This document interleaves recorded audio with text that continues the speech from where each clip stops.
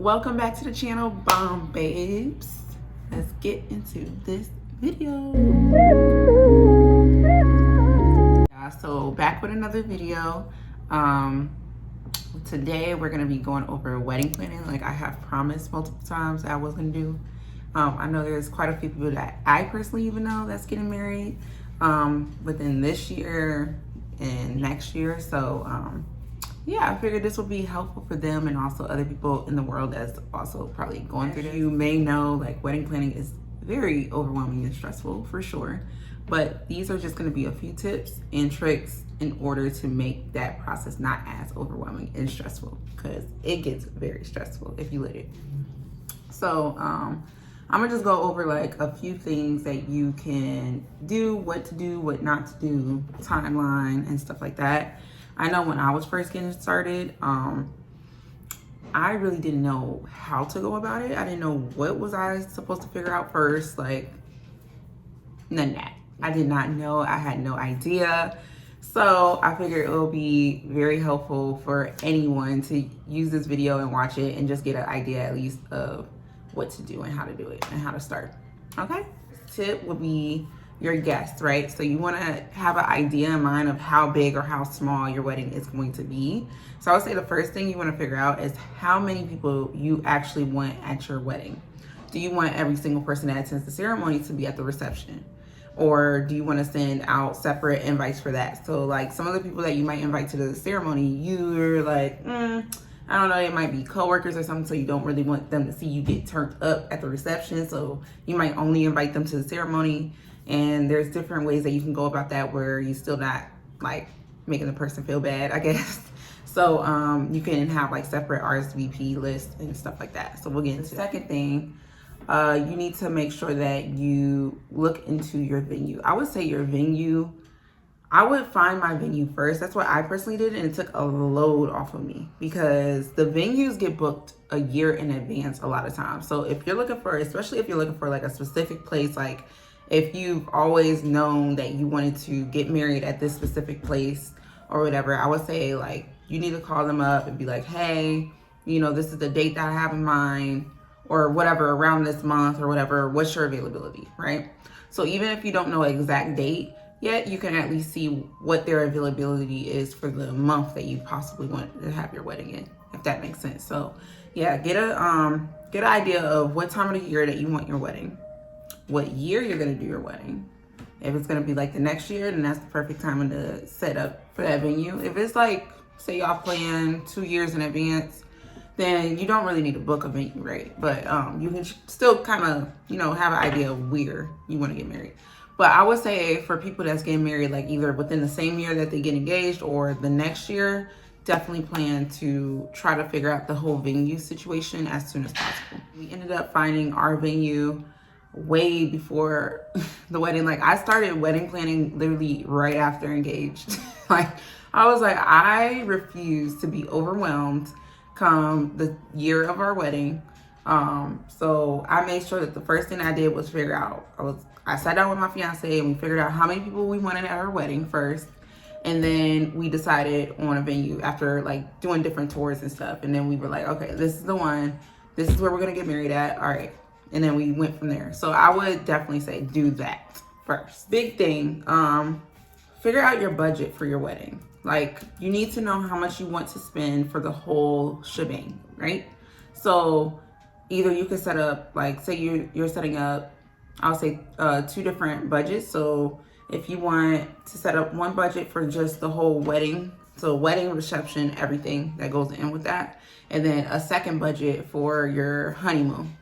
If you're doing a destination wedding, then you can kind of tie that in if you're going to do the honeymoon at the same place that you're doing the destination wedding. To be honest, I'm mad that we didn't think about the destination wedding until after we booked our venue, because it's so much cheaper when you do a destination wedding, especially if you're doing your honeymoon at that destination. Like, I wish we would have did that, but it's just salty a little bit. How much you guys are willing to pay for everything, like figure that out, make a really specific budget. Okay, food, catering, whatever, this is the amount that I want to spend, and only that. Dress, this is the amount that I want to spend. Suit, tie, whatever, this is the amount we want to spend. All that, like, make sure that you put it. My fiance uses an Excel sheet, so you can use Quip, Excel, whatever is best for you. But yeah, definitely want to make sure that you have a budget and make sure that you follow your budget. The last thing that you want to do is go broke just having a wedding, right? Weddings are expensive, and I didn't notice how expensive until we started planning ours, because it started adding up, and we thought that we could spend, you know, this little bit, and it was like double that. So just keep that in mind.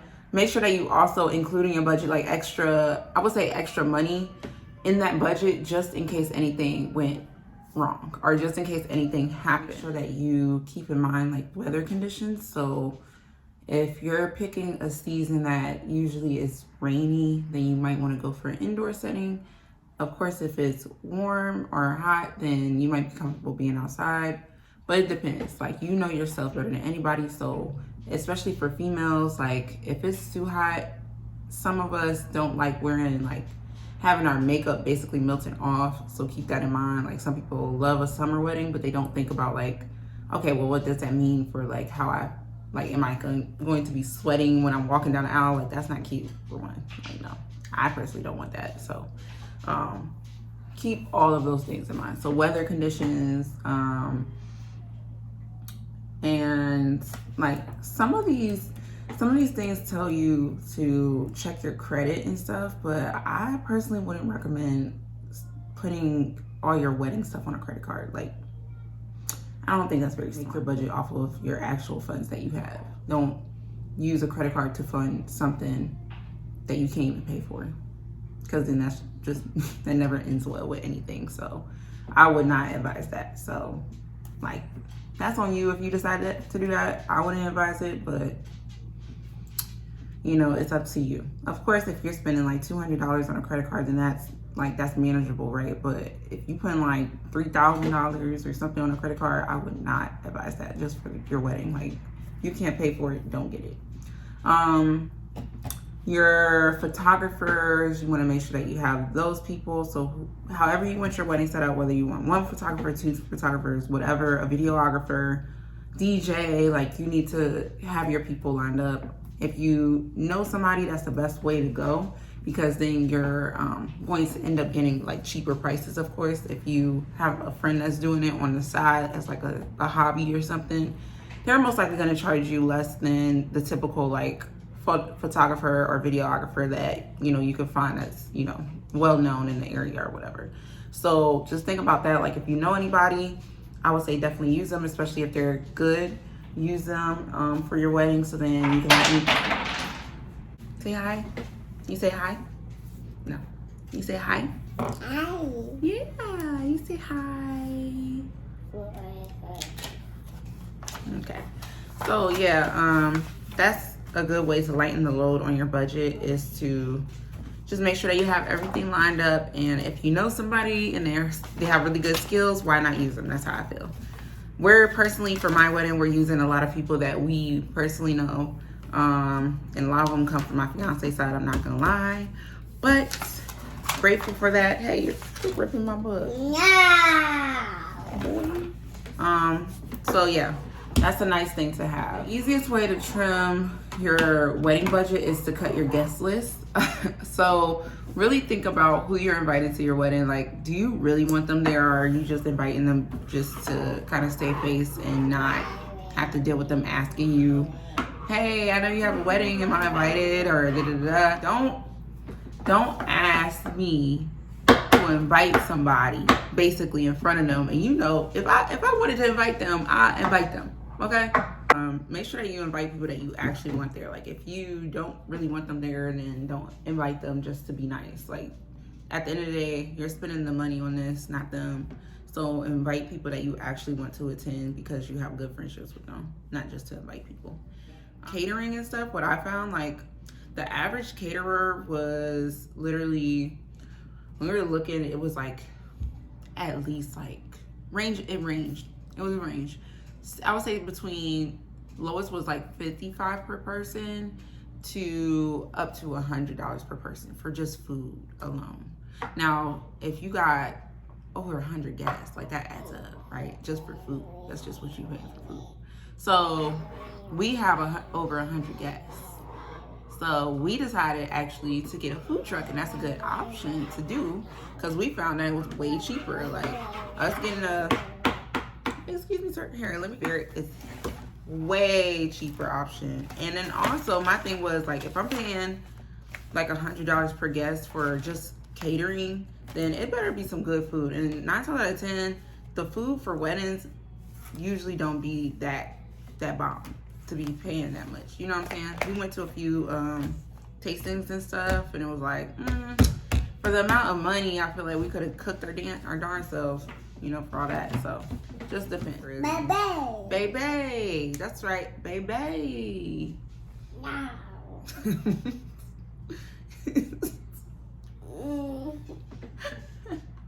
No. No. He's so funny. Oh my God, he's so funny. Is it so funny? Get organizationally focused. So I plan in like a planner.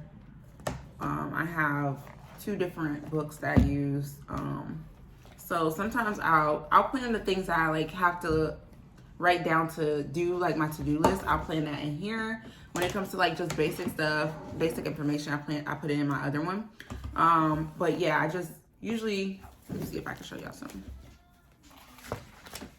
So this book has like cute little stickers that you can put on the side of everything. So if you can see, they have like these cute little stickers for reminders and stuff. So I use these stickers just to make sure I'm keeping track of everything, and it catches my attention right away. So I'm like, oh wait, I gotta pay that. I gotta, you know, do this, whatever.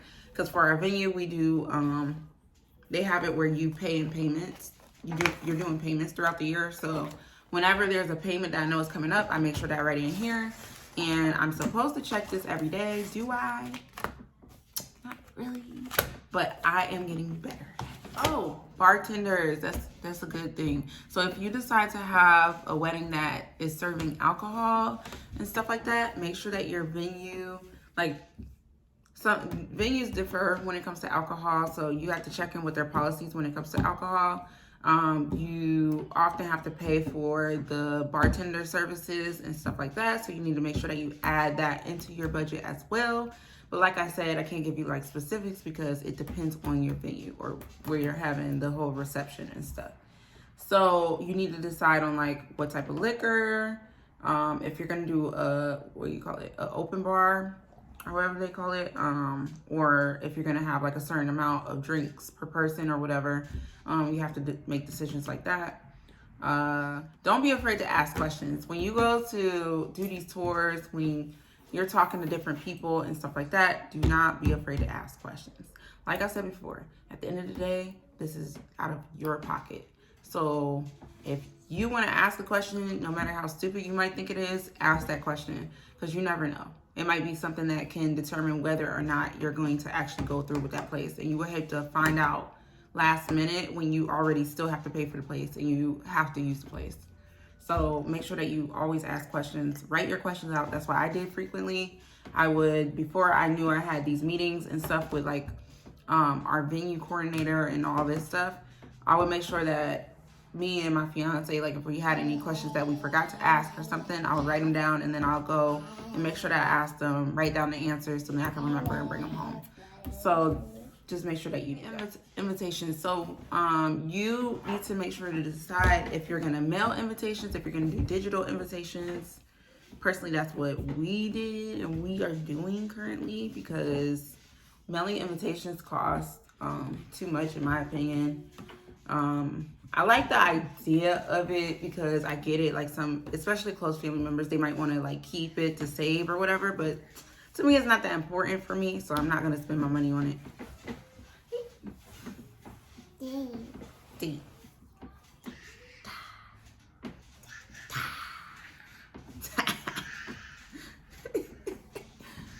He's so cute. He's so cute. Okay.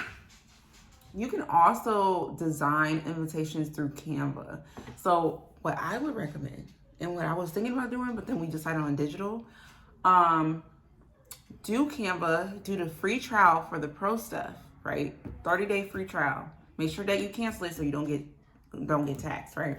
So do the free trial for Canva and do the pro. Make your invites, print them out yourself, and you'll spend way less money to do that. That's just the best way to do it. Yes, probably more work because some of these websites, like, they'll make it for you and you can customize it online real quick and then they'll just make it. But it's way cheaper. And to me, if you got more money to save, that's more money to go towards the honeymoon, which is really the part that really matters to me.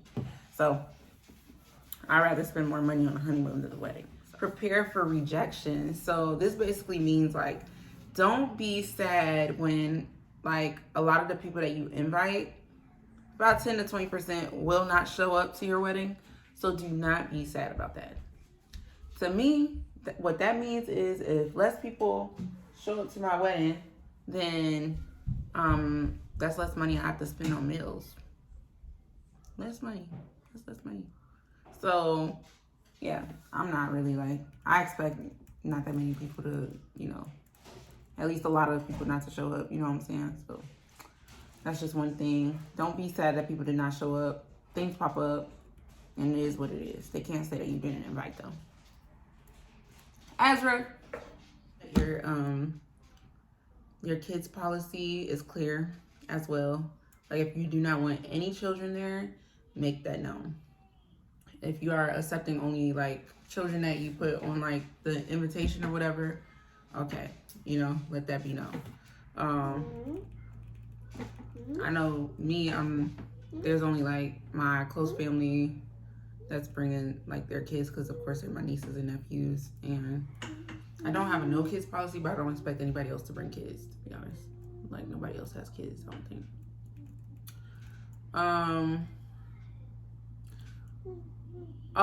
Assess the plus one scenario. So if you have certain friends that you want to have a plus one, make sure that you let them know that, and make sure that that's on their invite as well, or on the wedding website if you decide to have one, which I'll bring up soon. You need to make sure that they know that they have a plus one. Make sure that people that don't have a plus one that probably might want to bring somebody, like, let them know, like, hey, no, this ain't that. But yeah, make sure that you are clear in communicating, like, things that you do and don't want. Keep a paper trail of everything. You need to make sure that you have, like, whether it's receipts, whatever, make sure that you have all of that, especially if you're working with, like, photographers and DJs and stuff that aren't like they're doing it as, like, a hobby, or you're close friends with and stuff. Still have some type of, like, receipt of your payment and what their services are, just in case. A big thing is learning about marriage licenses and knowing what you need to, like, how do you get your marriage license and all of that good stuff, what you need to do before or after, right after you get married. Figure out the timeline between after the ceremony and when you go on your honeymoon, schedule all of that stuff. So then you have an idea of, okay, well, I need to take off work these days, so let me put it in early or whatever it is. And also, so then you can make sure that your marriage license, all the paperwork is in for it. Besides the marriage licenses, you also want to make sure that you have a, what do you call them? I'm forgetting the word for them, but the people that marry you, basically. So if you're going to go with a church or a pastor, so that's fine. But if you're not getting married at a church and stuff, you're going to have to find somebody to do that for you. Or you marry your partner, make sure that you decide on whether or not you want to go through with a prenup. That's a big one. So some people feel like, they don't like prenups. They don't like the idea of prenups. That's fine, but you better make sure that your partner is on the same page as you. Because the last thing that you want to do is, if you don't agree with prenups and your partner is secretly thinking about asking you about a prenup, then y'all need to make sure that y'all are having those conversations before y'all take that step to get married. If it's something that you don't want to do and your partner wants to do, or vice versa, then y'all need to talk that out, figure out if there's some type of compromise that can happen with that. If not, then you need to let it go. I'm sorry, but that's a bit blunt, but it is what it is. I mean, that's just the facts with it. Just let it go if it's not gonna work. So make sure that your guests are able to see and hear everything that's going on from their seat. Yeah, make sure that your guests are able to hear and see from the seat that you have put them in. Also, a big one, make sure that when you are making your seating arrangements for your family members and all that stuff, who's sitting by who, make sure you don't have people sitting by each other and you know that they don't get along, because then that's just waiting for some drama to pop off at your wedding, and that's the last thing that you want to happen. Like, I know if anything popped up on my wedding, with people arguing or something, you're just gonna get kicked out and you're not coming back in. That's just how we gonna handle it. Don't go dress shopping on your own. All the gowns will start to look the same after a while. So make sure that you have your bridal party with you, or at least some of the people from your bridal party with you, to bring you to go with you for the dress shopping. So then you're not the only person that's judging whether or not you should get that dress or whatever. So yeah, that's a good idea, to make sure that you have somebody with you. I feel like a lot of brides go with people, but maybe I'm wrong. I went with my oh gosh, Azzy. Y'all, be realistic with your timeline is the other one. So just make sure that you are setting those goals and scheduling everything out, so then things aren't happening last minute. Okay. No. Here. Timeline actually is realistic, where you can actually follow it, because you want to make sure that you're setting goals and what you need to do before this deadline and all that stuff. You need to set those up, because you're gonna have different payments on different dates, stuff that you're gonna have to keep track of at all times. So you don't want to miss a payment, or miss the chance on booking something specifically. We just made our wedding website, so we're planning to send that out soon. And on your wedding website, I'm going to show you guys how mine is. Let's see. You need help? You got it? You got it. Go ahead, sit down. Go ahead. Okay, so let me show y'all a quick preview of our website. So your wedding website is basically a one-stop shop for everything that your guests need to know. So they can visit the website, they can RSVP on the website, they can have like who the wedding party is, like who the bridesmaids are, who the groomsmen are, travel, so then they know like the different things around the area, things to do. They have the place where you can put photos of you and your fiance or whatever, and they have a registry on here. Like literally it's everything. They can also see like the hotels that are in the area. If you make hotel blocks, you can do that on there, all that good stuff. So this is how ours looks. Excuse my table, it's a hot mess, but it's okay. But yeah, it has like this. It's real cute. I already filled out almost everything. Really, we just have to make sure that we put all of our guests, add all of our guests on here. So we're almost done adding our guests. I have to add a few more guests on my side, and he does on his side too. But so far we finished everything else. We'll probably add a few more things on our registry on here, and then after that we'll be able to most likely send it out by next week, hopefully. That's what we're hoping for. So yeah, we went through Zola, but I know the Knot, that website has one, and there's another website. I forgot what is it called? It's the Knot, and then there's another one, but there's also Zola as well. I like using Zola. This one is actually nice. I haven't had any issues with it.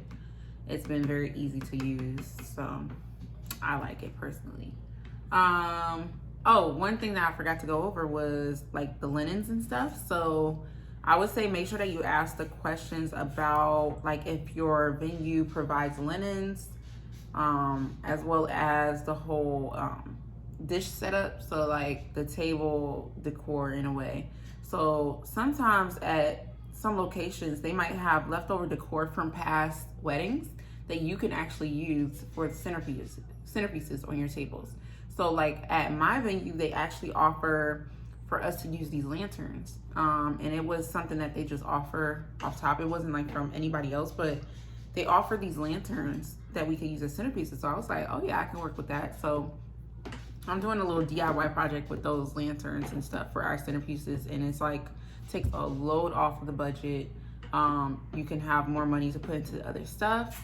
I put in for the budget for decor itself, I only took out $600 out of our wedding budget for decor because a lot of this stuff is DIY. So like I got a lot of this stuff. Actually, I'll show y'all. I'll show like party favors. So this is gonna be for my our wedding party. Like they're little party favors. I'm gonna put like little cute things in these, but they were just like they match the vibe. I'm going for like a boho natural vibe. Our colors are white and gold, and then I have some creams in there as well, and a little pop of color of wine, burgundy-ish, is in there. So these fit perfectly, and I'm gonna like probably get some gold candies and stuff to go in here. But it was just really cute, really small, just little, you know, party favors or whatever. So I got a bunch of those. And also I got a bunch of different flowers. I am using mainly pampas grass for it because like I said, I wanted to go for that like boho natural vibe. So it's not going to be like all like fancy. It's going to be very natural, like you didn't really try, but it still looks bomb as hell. That's the look I'm going for. So I got these roses as well. These roses are gonna go into the bouquets, and I got several different types of roses. So this is just the white ones, but I got roses that I'm going to make the bouquets with. So there's gonna be the bouquets that I'm carrying, the bouquet that my bridesmaids are carrying. I'm making all of those, so I'm just getting different flowers and I'm putting them, and then I'm wrapping them in a gold twine. And it's gonna look so bomb. I already know. I can't wait. I got my bachelorette party outfit, and baby, bomb, okay? Just bomb, bombshell, bomb. I got my shoes for it today. I mean, not today. I got my shoes for it yesterday. You are not going to tell me nothing. Nobody is going to tell me anything. I'm just letting you guys know. So when y'all see the vlog, when y'all see the outfits, when y'all see the Instagram posts, when y'all see, don't keep it player. Keep it player, okay? That's all I'm saying. Keep it player. But yeah, I just wanted to do like a quick wedding planning tips type thing. If you have any questions about it, please feel free to ask me in the comments. Make sure that you like, share, subscribe, and also turn on your post notifications so you know every time that I update. But yeah, that's all for this video. So be true, be you, be the bomb. Bye.